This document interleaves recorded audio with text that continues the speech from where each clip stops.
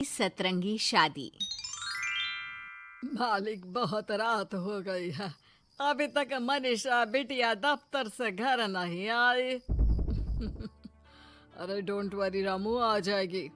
समझदार और पढ़ी लिखी लड़की है, ऊपर से अपने फौजी बाप की तरफ बहादुर भी है। तुम जाकर खाना लगाओ रामू, वो आती ही होगी। जी मालिक। मनीषा मनोहर की इकलौती बेटी थी। मनीषा की माँ का उसके बचपन में ही स्वर्गवास होने और मनोहर के फौजी होने के कारण मनोहर ने अपनी बेटी को बिल्कुल लड़कों के जैसा ही पाला था।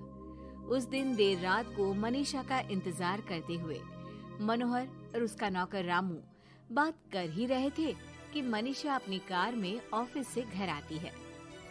अरे रामू काका, बड़ी भूख लग रही है, जल्दी से खाना लगा दो।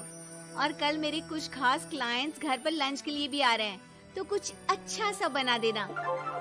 और बताओ मनीषा बेटा, ऑफिस का काम कैसा चल रहा है? एकदम जबरदस्त चल रहा है पापा। इनफैक्ट कल की प्रेजेंटेशन में तो मैंने 2 करोड़ की डील फाइनल कर दी और अगले हफ्ते हमारी कंपनी नया प्रोडक्ट लॉन्च करने वाली है। पता है पापा, मुझे इसका हेड बनाया जा रहा है। अरे वो ये हुई ना मेरी शेर बेटे वाली बात। वेरी गुड बेटा। रामू उस घर में पिछले 28 साल से नौकरी कर रहा था, तो वो घर के सदस्य जैसा ही था। रामू मनीषा को चिढ़ाते हुए कहता है, मनीषा बिटिया, आप कल बाजार से थोड़ी सब्जियां लेकर आओगी? कल तो आपके दफ्तर की छुट्टी भी है। काका, मैं आपको अपना मोबाइल दे देती हूँ, आप ऑनलाइन सब्जियाँ मंगवा लेना, मैं पेमेंट कर दूंगी। वो क्या है कि मुझे घर के कामों से थोड़ी एलर्जी है। ठीक है बिटिया। 2 हफ्ते बाद मनोहर को उसके दोस्त किशन का फोन आता है।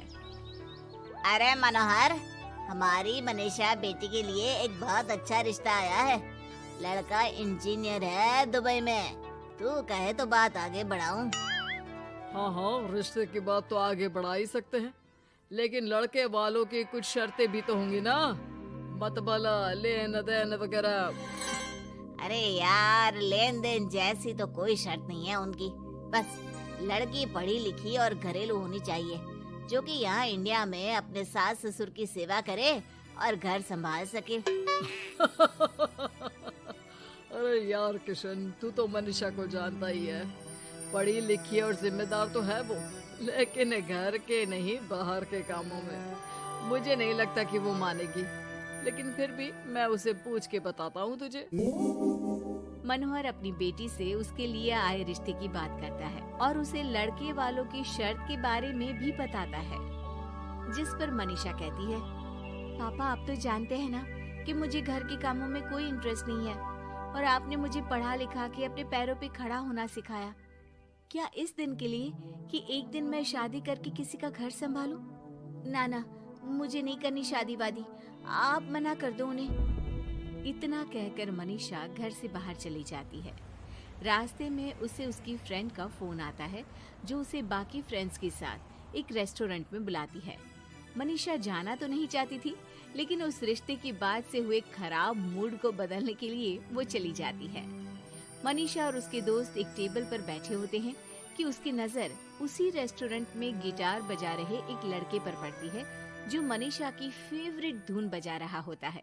मनीषा झट से सारी बातें भूलकर उस गिटार की धुन में खो जाती है। थोड़ी देर बाद सब उस लड़के की परफॉर्मेंस पर तालियां बजाते हैं, तो मनीषा भी स्माइल करके तालियां बजाने लगती है। उसी शाम जब मनीषा घर जा रही होती है, तो उसे वही लड़का दिखता है जो रेस्टोरेंट में गिटार बजा रहा था। वो अपनी गाड़ी रोक कर उससे पूछती है कि हाय, तुम वही हो ना जो थोड़ी देर पहले रेस्टोरेंट में गिटार बजा रहे थे? I am so impressed with your talent. Actually वो मेरी फेवरेट धुन थी। जी थैंक यू। ये मेरा शौक भी है और इससे मेरी थोड़ी बहुत गुजारे लायक कमाई भी हो जाती है। अच्छा, और क्या करते हो? जी मैं कॉफी बहुत अच्छी बनाता हूँ। और कॉफी के अलावा भी बहुत कुछ। एक्चुअली मुझे खाना बनाने का बहुत शौक है और खाली समय में या तो मैं गिटार बजाता हूँ या फिर कुकिंग करता हूँ। इसी तरह बहुत देर तक बातें करते करते दोनों एक दूसरे को अपना नंबर देते हैं और फिर धीरे धीरे पहले उनके बीच गहरी दोस्ती और फिर प्यार हो जाता है। फिर एक समय आता है जब दोनों शादी करने का फैसला करते हैं। मनीषा अपने पापा को गौतम के बारे में सब बताती है। मनोहर को गौतम बहुत अच्छा तो नहीं लगता, लेकिन अपनी इकलौती बेटी की खुशी के लिए वो हाँ कह देते हैं। दोनों की शादी हो जाती है और एक दिन, अरे गौतम बेटा, क्या बात है, बहू रानी तो आते ही दफ्तर जाने लगी। सुबह जाती है, देर रात को आती है, और तू घर पे रहता है, तो घर भी तुझे ही तो संभालना पड़ता होगा ना अभी। जी आंटी जी, वो मेरा काम कुछ कम ही चल रहा है और घर चलाने के लिए किसी को तो दफ्तर जाना ही पड़ेगा ना, तो मनीषा ही चली जाती है और मैं घर पे रहकर सारा दिन करूँगा क्या, तो घर ही संभाल लेता हूँ। हाँ बेटा, कह तो तू सही रहा है, लेकिन समाज को क्या कहेगा? समाज के भी कुछ नियम कायदे होते हैं, लेकिन यहाँ तो उल्टी ही गंगा बह रही है। अच्छा, मैं तो चलती हूँ बेटा। रात को मनीषा घर आती है तो गौतम उसे कहता है कि सुनो, आज हरलीन आंटी आई थी, कह रही थी कि आसपास के लोग बातें बनाने लगे हैं कि तुम मर्दों की तरह काम पे जाती हो और मैं औरतों की तरह घर संभाल रहा हूँ। हाँ, पर तुम तो जानती ही हो ना कि मैं शादी से पहले से जॉब कर रही हूँ, तो फिर अब अचानक से मैं खुद को कैसे बदलूं? एक काम करते हैं, तुम कुछ महीनों के लिए घर से ही ऑनलाइन सारा काम कर लो और हो सके तो घर के काम ट्राई भी कर लो, और मैं बाहर जाकर अपने लिए पक्की नौकरी ढूंढता हूँ। मनीषा मान जाती है और फिर शुरू होती है उनकी नई दिनचर्या। ये लो गौतम, तुम्हारा नाश्ता, चाय और टोस्ट। ये टोस्ट है या किसी नक्शे का काला प्रिंट आउट? अरे मेरी माँ चाय में चीनी डालते हैं, नमक नहीं। ठीक है, मैं क्या करूं? चीनी और नमक एक जैसे ही तो दिखते हैं ना। तुम्हें खाना है तो खाओ, वरना ऐसे ही जाओ। अच्छा, तो तुम्हारी क्वालिफिकेशंस क्या है? क्या काम आता है तुम्हें? जी, मैंने वैसे तो बीकॉम किया है, लेकिन काम का कोई एक्सपीरियंस नहीं है। एक्चुअली मेरे पेरेंट्स ने ज़बरदस्ती मुझे ये डिग्री करवा दी थी। मुझे तो गिटार बजाना ही पसंद है सर।